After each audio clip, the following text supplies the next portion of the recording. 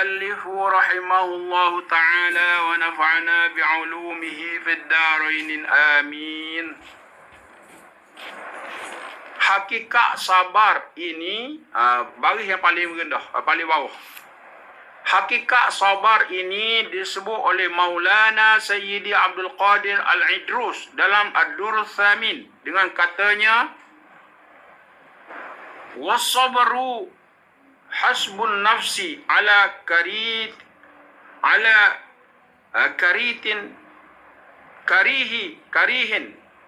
karihin yatahammalu au lazidhin yufariquhu wa huwa ala al-fara'idi wa tarkil mahrumat wa tarkil muharramat fardun wa 'ala an-nawafili naflun wa fil masaibi wal alami wa tarkil jaz'i wa tarkil jaz'i wa shakwa min Allah fardun wa ma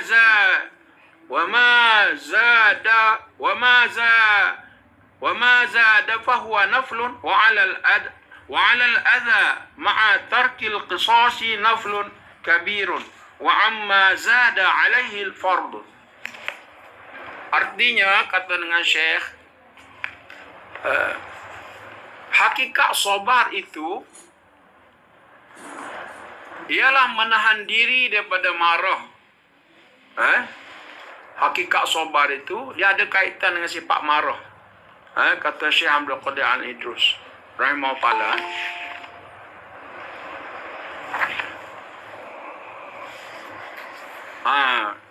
Untuk kita mengetahui sabar-sabar ni sebenarnya apa sebenarnya. Jadi sabar ini ialah menahan diri. Menahan diri daripada marah. Itu di antara hakikat sabar. Marah apa? Marah terhadap sesuatu yang dibenci, yang ditanggung, atau menahan diri terhadap sesuatu yang menyeronokkan, yang berpisah darinya. Jadi itu hakikat. Ada dua perkara penting. Satu, menahan diri daripada marah kepada sesuatu yang kita tidak suka, kita benci. Sama ada berlaku atas diri kita, ataupun atas anak kita, atas orang yang tersayang, ya tak? Kita tidak suka benda itu. Kita amat tak setuju. Tidak sesuai dengan selera kita. Maka kita sabar. Jangan marah. Kalau marah mana? Tak ada hakikat sabar. Menahan diri. Itu. Kemudian, di antara tanda marah itu, zahirnya seperti bermasam muka, mengomel-ngomel dengan mulut, atau bergerak dengan tangan, memukul-mukul dan sebagainya. Itu dia tidak tahan dah marah dia. Ini adalah satu cabaran bagi kita lah. Kita manusia, sedar tak sedar rupanya kita marah tidak khabar, tidak sedar. Sedar-sedar kita marah. Jadi apabila kita sedar kita marah, maka kita insaf, maka kita istighfar dan hilangkan marah tadi. Berusaha hilangkan. Baik. Yang kedua, apabila kita berpisah dengan sesuatu yang kita seronok, atau menahan diri terhadap sesuatu yang menyeronokkan yang berpisah darinya. Benda kita seronok-seronok tiba-tiba berpisah, maka kita kena sabar. Mungkin kita kecewa lah. Yang tadi marah, ini kecewa sebab contohnya kita ada orang yang paling kita sayang, mak kita. Dia mak kita diambil oleh Allah Ta'ala.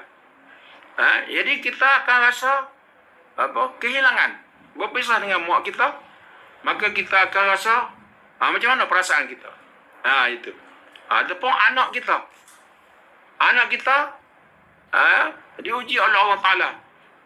Maka seorang ibu, seorang ayah akan terasa kehilangan. Kehilangan.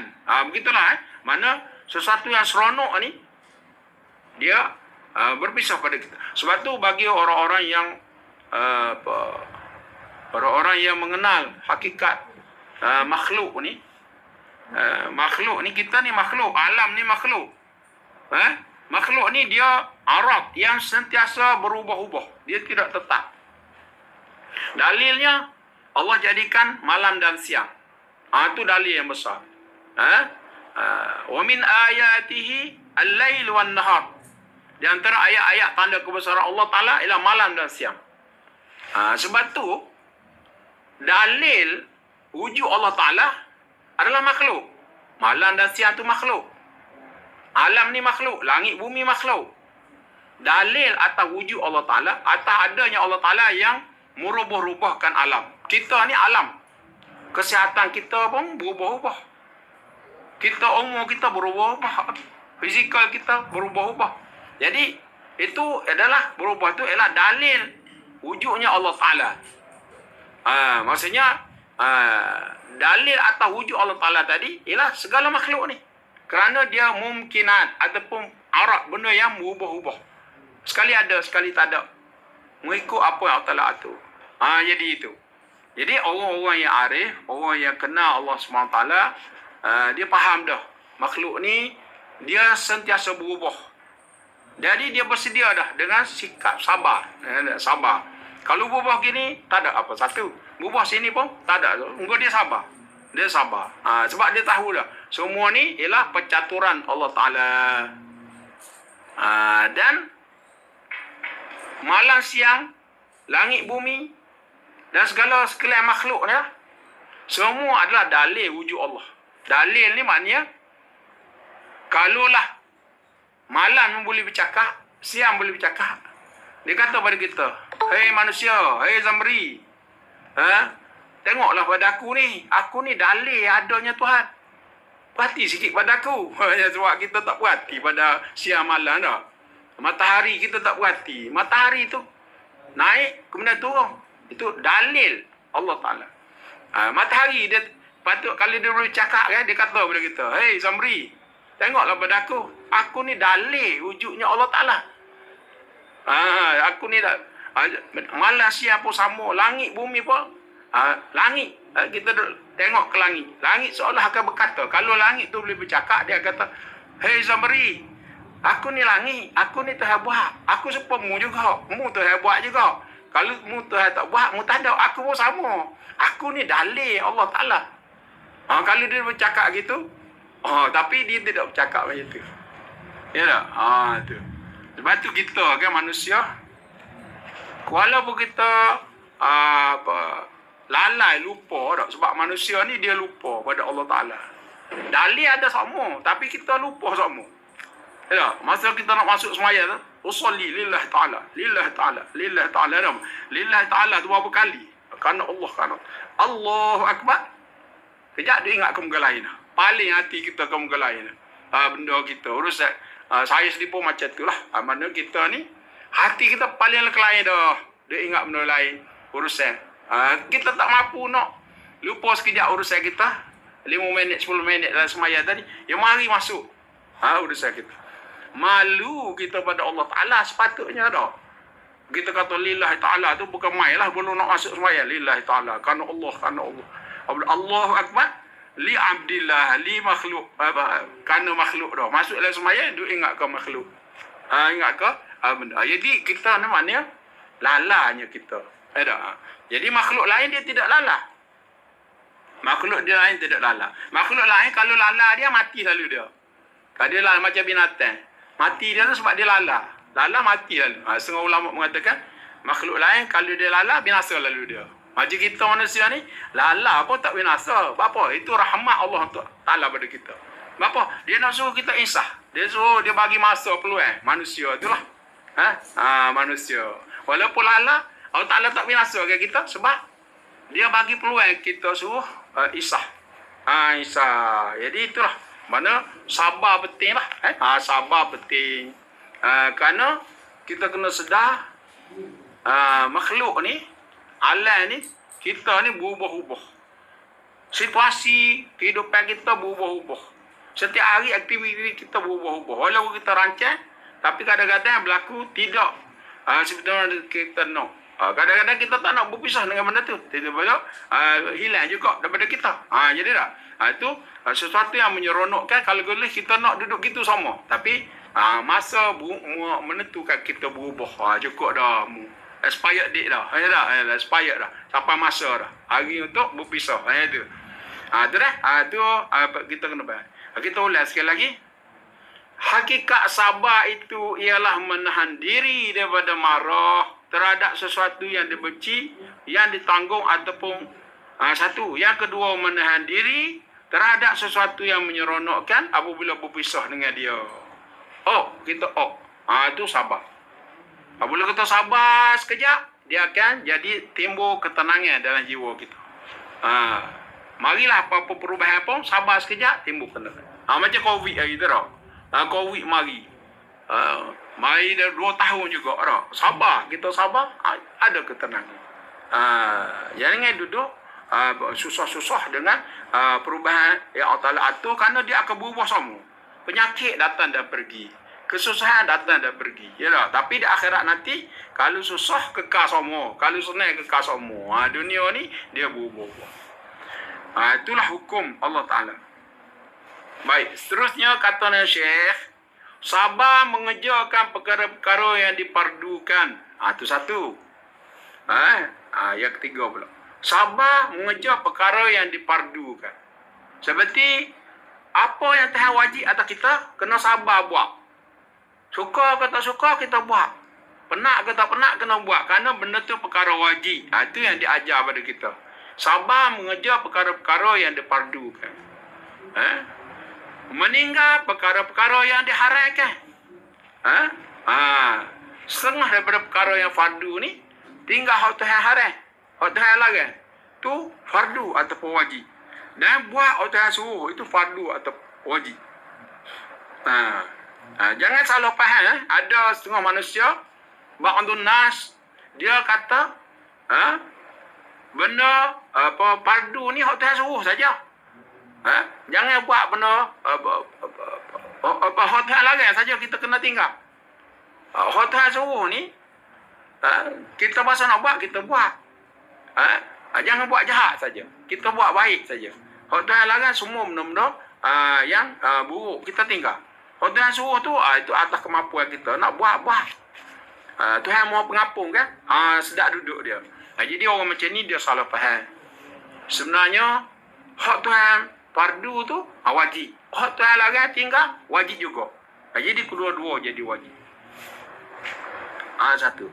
Jadi tinggal hak Tuhan larang, buat hak Tuhan suruh secara wajib. Tinggal hak Tuhan larang secara haram. Sabar. Setelah kita settle yang tu, kita buat hak wajib, tinggal hak haram, kita sabar pula. So perikat lagi. Sabar menghadapi kesusahan semasa melakukan perkara-perkara sunat. Tu. Ini Syekh dia nak ajar kita supaya lebih tinggi sikit. Semangat kita. Memang yang wajib kita beres dah, kita buat dah. Alhamdulillah. Yang haram bukan kita tinggal, kita dah bertaubat dah. Jadi kita kena sabar sikit lagi, iaitu buat perkara-perkara sunat seperti sembahyang sunat, puasa sunat, buat perkara-perkara yang sunat, berzikir, membaca Al-Quran, perkara-perkara yang sunat, bersedekah. Jadi kita sabar dalam melakukan perkara-perkara sunat. Itu ialah hakikat sabar. Kemudian begitu juga sabar menghadapi bala yang menimpa seperti kematian anak ataupun isteri ataupun sebagainya, dengan tidak menunjukkan kedukaan amat sangat dan tidak mengadu kepada Allah. Jadi kita ni ini yang berat sikit, iaitu bersabar menghadapi bala. Bala dalam hidup kita ni ada sentiasa bala, dan jangan kita termasuk orang-orang yang dia mengadu pada Tuhan, dia tidak ada adab, dia tidak, seolah-olah dia tidak kenal Tuhan. Contoh dia kata, ya Allah aku, bapalah mu bala ke aku dah sembahyang tak tinggal, aku buat segala kamu suruh, tapi bapa mu bala juga aku. Bapa tak bagi aku ni senang seperti orang lain. Ini orang ni sebenarnya dia lemah dalam ilmu ma'rifah. Janganlah sampai tahap tu. Jangan sampai tahap tu. Kerana la yus'alu amma yaf'alun wa hum yus'alun. Kita tak boleh nak soal kerjaan Tuhan. Kita yang akan disoal nanti. Kita akan disoal. La yus'alu amma yaf'alu wa hum yus'alun. Allah Ta'ala dia buat ikut suka dia. Terbaik untuk kita. Kita yang akan disoal nanti. Jadi kita jangan sampai tahap tu. Kita semaya dah tak tinggal. Orang yang tak semaya tu senang-lenang. Bapa Tuhan bala aku gini. Itu setengah orang yang sesak pemikiran dia. Dia sebab dia tak ada makrifah dia. Dia tak kenal Tuhan. Dia buat Tuhan tu super makhluk. Betul tak? Tuhan tu dia memiliki sifat-sifat kesempurnaan yang layak dengan dia. Yang layak dengan Allah Ta'ala. Jadi kita kena kenal. Kita kena belajar ilmu mengenal Allah Ta'ala. Baik. Jadi apabila ditipu bala kematian anak ataupun isteri yang tersayang dan sebagainya, jangan tunjuk kedukaan yang amat sangat dan tidak mengadu kepada Allah. Jangan mengadu. Allah lebih tahu dah. Dan dia atur pada kita tu yang terbaik. Adalah fardu dan wajib tu. Kena sabar tu. Sabar untuk menghadapi bala ni. Wajib. Juga bersabar menghadapi kehilangan harta. Seperti kebakaran rumah, Masya Allah. Banjir, tergelam rumah, Masya Allah. Bukan kita minta tu. Di situ. Kalau kita nak protes Tuhan, jadi kita tak kenal Tuhan lah. Ya Allah, aku berdoa sama padamu, Ya Allah, bapamu. Jadi itu setengah daripada orang-orang yang tidak mengenal Allah Ta'ala dan menganggap Tuhan tu macam dia boleh ukur Tuhan tu. Sedangkan wa ma qadarullah haqqa qadri. Kita tak boleh ukur Tuhan. Tak boleh nak estimate Tuhan. Jadi apabila kita kata gitu, seolah kita boleh ukur Tuhan, boleh ajar Tuhan. Tidak boleh.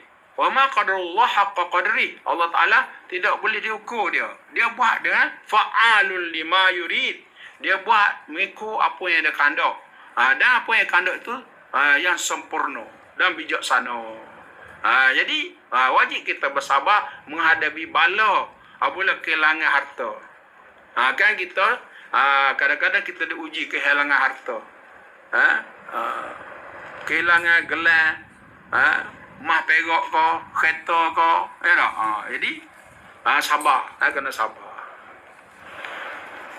Ataupun wajib juga bersabar atau apabila ditipu oleh bala penyakit. Penyakit. Tanpa mengadu kepada sesiapa pun. Ini kan. Serta bersabar meninggal perasaan resah gelisah. Itu adalah fardu ataupun wajib. Jadi kita kena jaga. Itu adab. Jadi wajib dah. Jadi adab kita. Mana apabila kita dibala dengan penyakit, jangan mengadu pada sesiapa pun. Ini mengadu kepada sesama manusia pun dia tak boleh tolong kita. Mengadu pada Allah pun kena cara dia. Jangan macam mengadu macam tadi. Macam tadi. Sebab tu para nabi kan. Para nabi tidak mengadu. Supaya orang awam. Dia para nabi kan. Dia tak supaya kita orang awam. Nabi ni, contoh Nabi Ayub. Dia tidak melekat mari tanya, minta lah pada Tuhan, minta sembuh. Tapi Nabi Ayub tak minta sembuh. Tak minta. Itu adab Nabi, tak minta sembuh. Adab Nabi. Tapi kita tak dapat tahap Nabi lah. Tak apalah, minta sembuh pun tak apa. Kita mengadu pada Tuhan, maha kaya, dia boleh menyembuh. Tapi Nabi adab dia tinggi. Dia sabar, dia pilih sabar, dia redha, taslim. Orang sabar ni dia tak apa mengadu sangat. Dia faham. Bahkan dia malu nak mengadu. Seperti Nabi-Nabi, macam mana? Apabila malaikat kata doa lah pada Tuhan. Jadi dia berdoa juga. Doa dia bunyi lain. Dia kata, inni massani ad-dur wa anta arhamur rahimin. Ya Allah, aku ni disentuh oleh penyakit. Aku duduk sakit lah ni. wa anta arhamur rahim. Mu maha penyayang. Mu orang yang paling penyayang. Dia tak kata, ya Allah sembuhlah aku. Aku sakit lama dah ni. Jadi tidak. Cuma dia orang ngadu, ya Allah aku ni disentuh oleh penyakit. Dan Maha penyayang. Jadi dia sabar. Tunggu Allah Ta'ala hilangkan penyakit dia. Masya Allah. Ya Nabi Ibrahim pula. Ya wa idza maridtu fahuwa yashfin. Itu adat dia. Apabila aku sakit, mu yang menyembuhkan. Dia bukan dia kata apabila mu jadi aku sakit, mu juga yang menyembuhkan. Kasar kata. Memang gitu Tuhan buat dah kita jadi sakit. Tapi adab dia tak nyalah Tuhan. Adab dia. Dia kata wa idza maridtu fahuwa yashfin. Apabila aku sakit, mu yang menyembuhkan. Padahal dia sakit, dia dah tahu dah Tuhan buat dia sakit. Tapi dia tak sebut. Tuhan tak ngadu ke Tuhan. Itu adab ada. Adab. Mana? Jadi adab kita tuan, kita kena sabar. Sabar dalam menghadapi bala dan penyakit.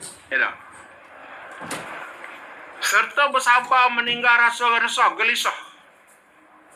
Itu adalah fardu. Mai gelisah hati kita, kena sabarlah. Lama dia hilang lah. Jangan ikut sangat perasaan rasa gelisah tadi. Dia akan membawa kepada lama. Jadi lama lah kita ikut dia. Apabila kita bersabar, dia akan hilang lah.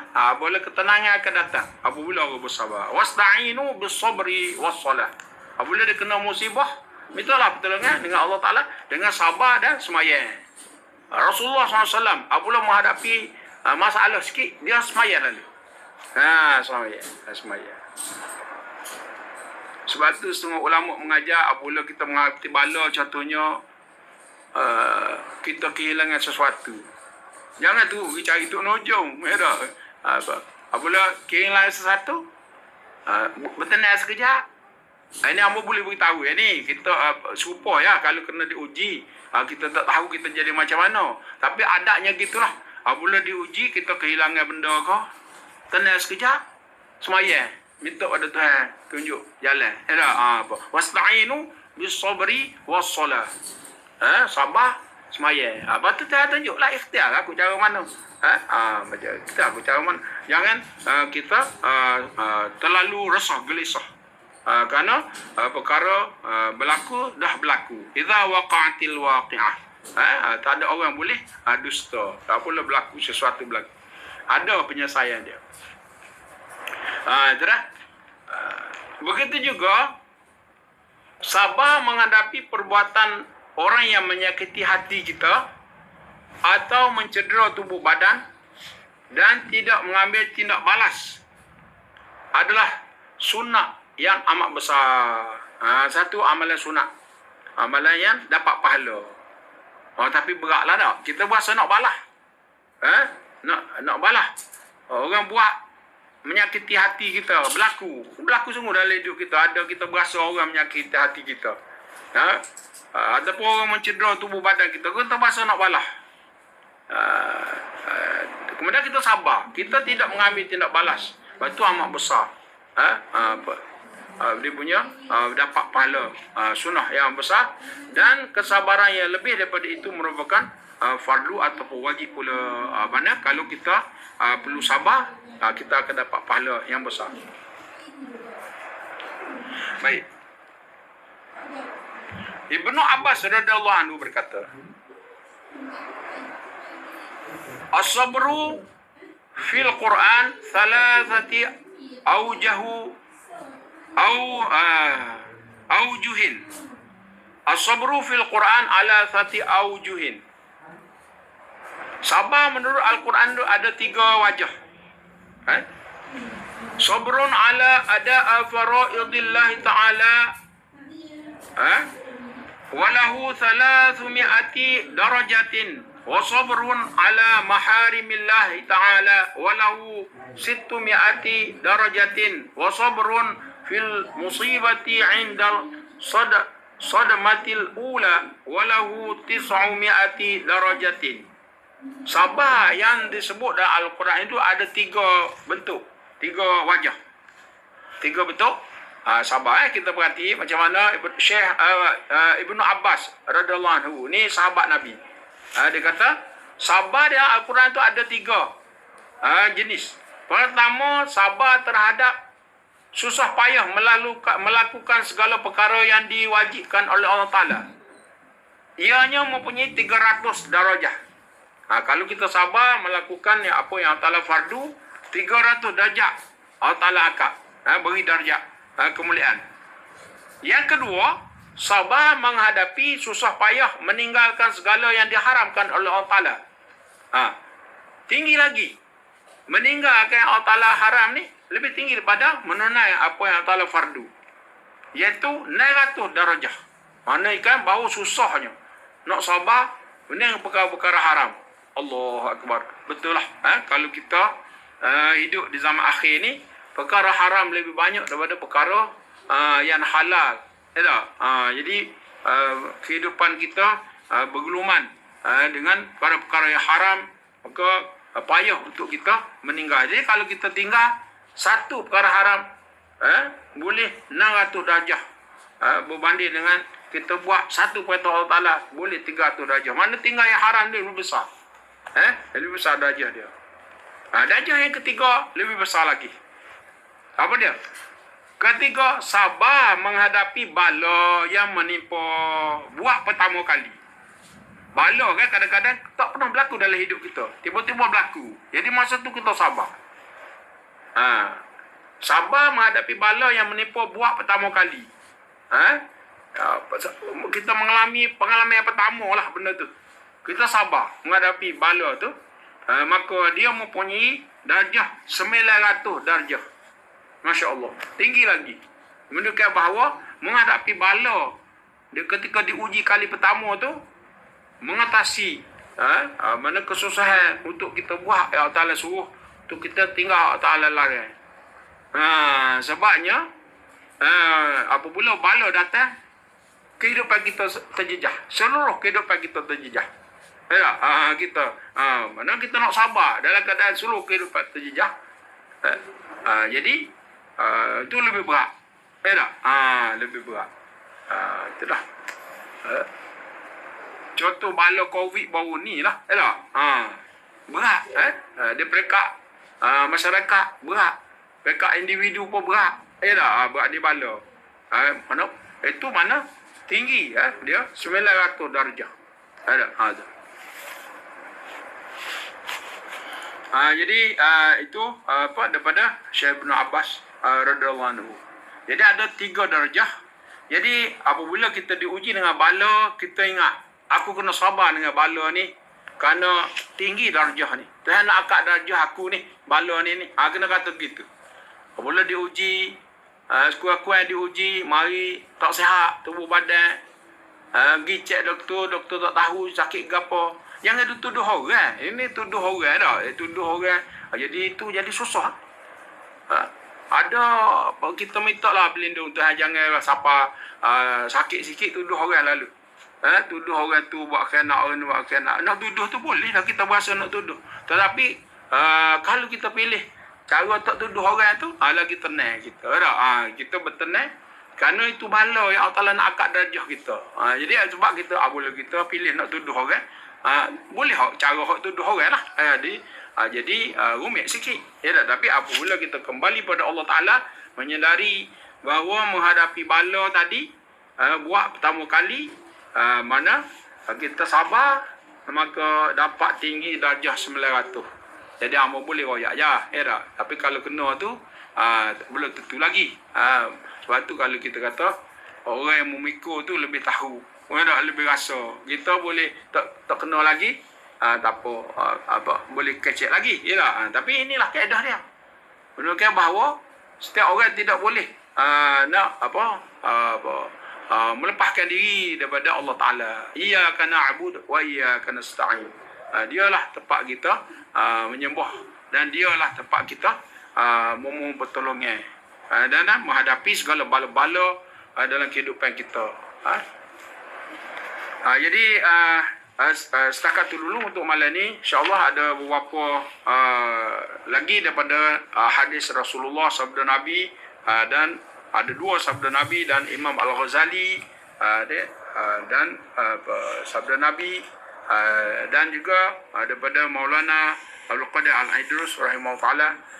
Panjang huraian ni hakikat sabar ni, kerana hakikat sabar hanya boleh digambarkan oleh orang-orang yang berada di kemuncak ubudiah dia pada Allah Taala, seperti nabi-nabi, para sahabat, ulama-ulama, imam-imam yang mengalami ujian yang besar dan tapi dia dapat bersabar kerana itulah kemuliaan yang diberi kepada mereka. Jadi dia boleh hurai. Macam orang macam kita ni tak boleh nak cerita kan. Waktu kita baca kitab, kita akan dapat pencerahan. Kita boleh ada ilmu yang kita dapat kerana Allah Ta'ala bagi ilmu pada para ulama. Setakat itu saja untuk malam ni. Semoga Allah Ta'ala memberkati pertemuan kita.